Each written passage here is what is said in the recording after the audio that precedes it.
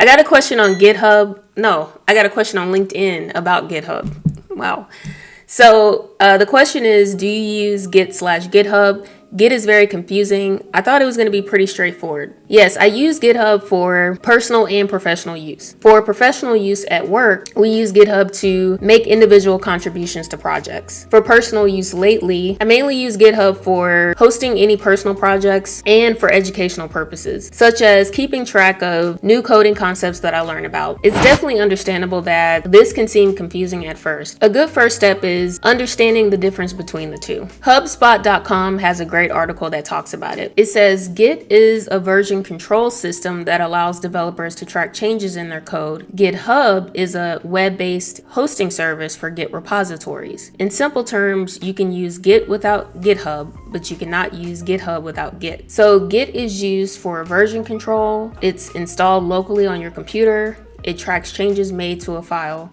And GitHub is used for hosting Git repositories, cloud-based, and provides a web interface to view file changes. So you need Git installed on your computer and a GitHub account to work with these two together. In this video, I'll give a very basic example because there is so much that you can get into with this topic. So I'll give as simple of an example as I can. Let's say someone is working for a company that uses GitHub and they want to be able to make changes to the company's code, such as adding new features, fixing bugs, or any other code maintenance. I'm going to pretend that my personal GitHub is the pretend company's GitHub. And let's say that the developer needs to fix a particular problem on the company's website. And for the sake of this demo, this website is going to be the pretend company's website. So the code is hosted in what's called a repository where you can store and collaborate on a project's code. Inside of GitHub's repository interface,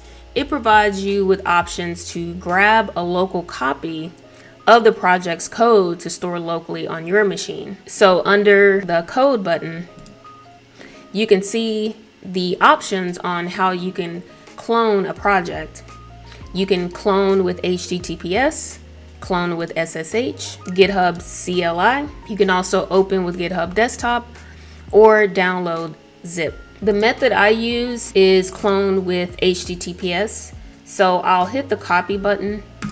Once I hit copy, then I'll need to paste this into my command line inside of the directory of where I want the project to be on my computer. For this demo, to make it easier to visualize this concept, I'm going to open my code editor and use what's called the integrated terminal. So within my code editor, I'll go up to File, Open, and I'm going to either create or choose where I want this project to be on my machine. And in this demo, I'm going to go ahead and just create a new folder. And I'm going to call the new folder Projects and create it. So now that I have it created, I'm going to go ahead and open the directory in my code editor. So now I'm inside of the directory of where I want this project to be.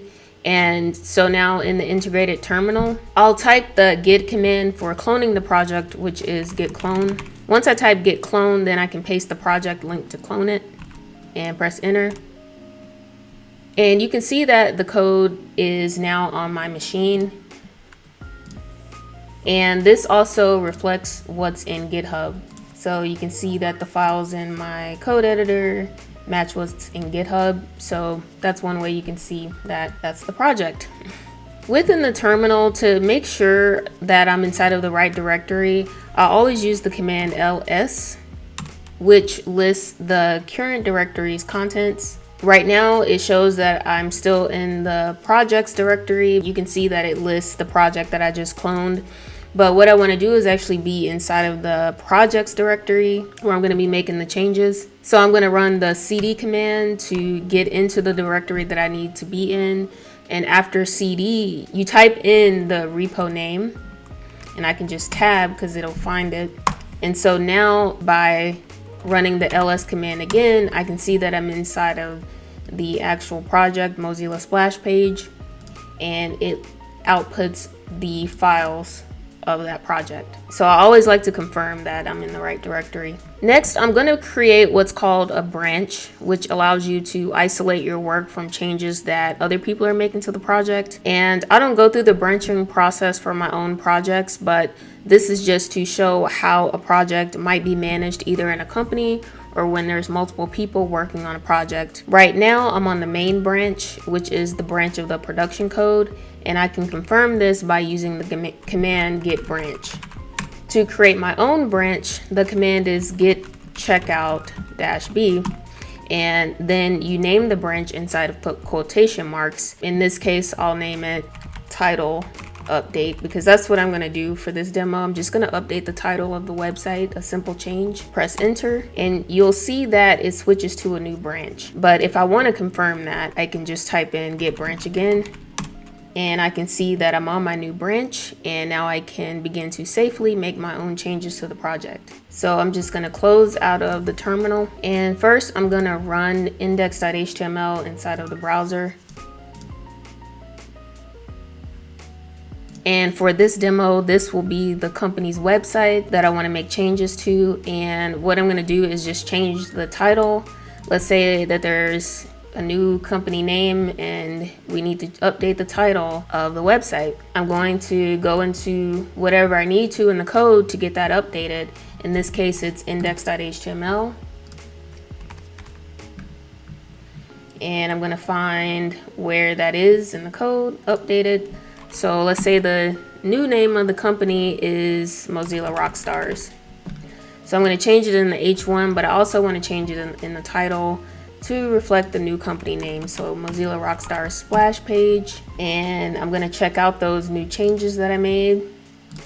So I can see my changes here in the title as well as up in the browser's title. Now that I've made the necessary changes that I needed to make, I'm going to begin prepping to push my changes to the GitHub repository. So I'm going to open the integrated terminal again, and I always like to run the command git status.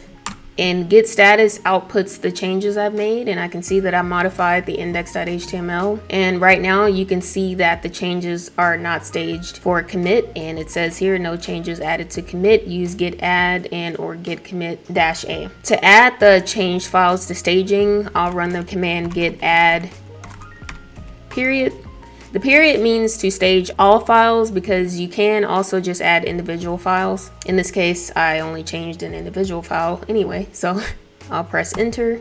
And to see the stage files now, I can run git status again, and you can see the changes to be committed. So it says here changes to be committed, and it modified index.html.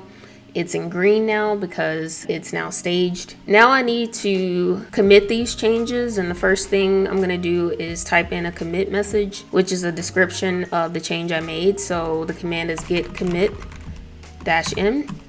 For the message, I'll type changes website title in quotation marks, press enter, and you can see your commit message as well as what happened in that commit. A file was changed, 2 insertions, 2 deletions. After committing, now I can push my changes to the server. So the command is git push -u. -u is useful when pushing a new branch, and then after -u origin, and then after origin I'll type in the name of my branch, which is title update, and then enter.